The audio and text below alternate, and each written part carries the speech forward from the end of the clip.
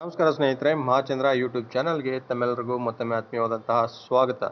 ಸ್ನೇಹಿತರೆ, ನಿಮಗೆಲ್ಲ ಗೊತ್ತಿರುವ ಹಾಗೆ ನೋಡಿ, ಸರ್ಕಾರಿ ನೌಕರರ ಬಹುದಿನಗಳ ಕನಸಾಗಿದ್ದಂತಹ 7ನೇ ವೇತನ ಆಯೋಗದ ಶಿಫಾರಸ್ಸಿನ ಜಾರಿಯನ್ನು ಇದೇ ಆಗಸ್ಟ್ 1ರಿಂದ ಜಾರಿ ಮಾಡ್ತೇವೆ ಅಂತ ಈಗ ಮಾನ್ಯ ಮುಖ್ಯಮಂತ್ರಿ ಸಿದ್ದರಾಮಯ್ಯನವರು ಭರವಸೆಯನ್ನು ನೀಡಿ ಆಗಿದೆ. ಸೊ ಅದರಂತೆ ಈಗ 7ನೇ ವೇತನ ಆಯೋಗದ ವರದಿ ಜಾರಿಯಾದರೆ ಯಥಾವತ್ತಾಗಿ ಜಾರಿ ಆಯಿತು ಅಂತಂದರೆ 27.5% ಸೊ ವೇತನ ಪರಿಷ್ಕರಣೆಯನ್ನು ಮಾಡಿ ನಾವು ಜಾರಿ ಮಾಡ್ತೀವಿ ಅಂತ ಹೇಳಿರ್ತಕ್ಕಂಥದ್ದು.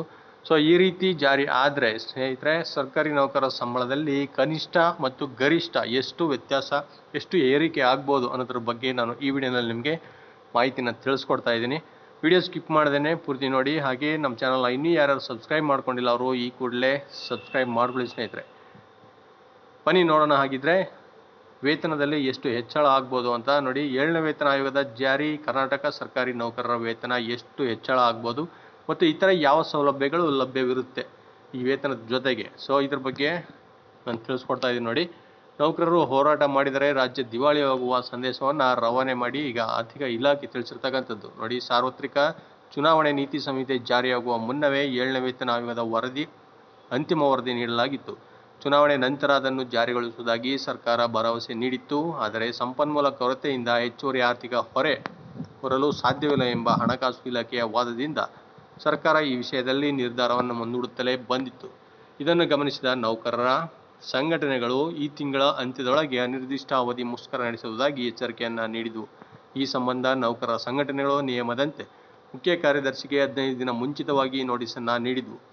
ನೌಕರರ ಹೋರಾಟದ ಹಾದಿ ಹಿಡಿದರೆ ರಾಜ್ಯ ದಿವಾಳಿಯಾಗಲಿದೆ ಎಂಬ ಪ್ರತಿಪಕ್ಷಗಳ ಆರೋಪಕ್ಕೆ ಬಲ ಬಂದಿದ್ದು, ಸೋಮವಾರ ನಡೆದ ಸಚಿವ ಸಂಪುಟ ಸಭೆಯಲ್ಲಿ ನೌಕರರ ಬೇಡಿಕೆ ಈಡೇರಿದೆ.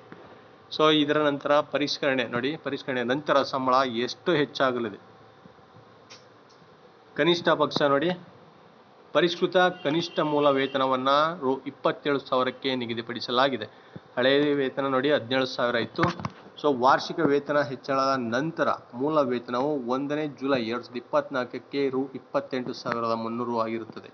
ಇದು ನೋಡಿ 2,349 ಅದು DA ಆಗಿರುತ್ತೆ ಸ್ನೇಹಿತರೆ. ಶೇಕಡ 42% DA ಮತ್ತು 7.5% HRA ಮತ್ತು ವೈದ್ಯಕೀಯ ವೆಚ್ಚ 500 ರೂ.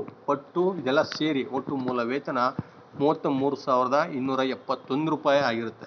ಇದು ಕನಿಷ್ಠ ವೇತನ ಸ್ನೇಹಿತರೆ. ಹಾಗೆ ಗರಿಷ್ಠ ವೇತನ ನೋಡಿ, ಪರಿಷ್ಕೃತ ಗರಿಷ್ಠ ಮೂಲ ವೇತನವನ್ನು 2,41,200 ರೂಪಾಯಿಗೆ ಹೆಚ್ಚಿಸಲಾಗುತ್ತೆ. ಅಂದರೆ ಹಳೆ ವೇತನ ನೋಡಿ 1,44,000 ಇತ್ತು. ಸೊ ವಾರ್ಷಿಕ ವೇತನ ಹೆಚ್ಚಳದ ನಂತರ 1 ಆಗಸ್ಟ್ 2024ರಂತೆ ಮೂಲ ವೇತನ 2,51,200 ಆಗಿರುತ್ತದೆ ನೋಡಿ. ಪ್ರಸ್ತುತ DA 42% ಅಂತೆ 20,850 ಆಗುತ್ತೆ ಗರಿಷ್ಠ. ಸೊ 7.5% HRA ಮತ್ತು ವೈದ್ಯಕೀಯ ಭತ್ಯೆ ಸೇರಿದಂತೆ ಒಟ್ಟು 2,91,390 ರೂಪಾಯಿ ಆಗುತ್ತೆ ಗರಿಷ್ಠ ವೇತನ. ಸೊ ಕನಿಷ್ಠ ಮತ್ತು ಗರಿಷ್ಠ ವೇತನ ಇಷ್ಟು ಹೆಚ್ಚಳ ಆಗುತ್ತೆ ಸ್ನೇಹಿತರೆ. ಸೊ ಆಗಸ್ಟ್ 1ನೇ ತಾರೀಕಿಗೆ ಸಂಪೂರ್ಣ ಮಾಹಿತಿ ನಿಮಗೆ ತಿಳಿದು ಬರುತ್ತೆ. ಸೊ ಮತ್ತಷ್ಟು ಮುಂದಿನ ವಿಡಿಯೋನಲ್ಲಿ ನಾನು ನಿಮಗೆ ಮಾಹಿತಿನ ತಿಳಿಸ್ಕೊಡ್ತಾ ಹೋಗ್ತೀನಿ. ಸೊ ನಮಸ್ಕಾರ.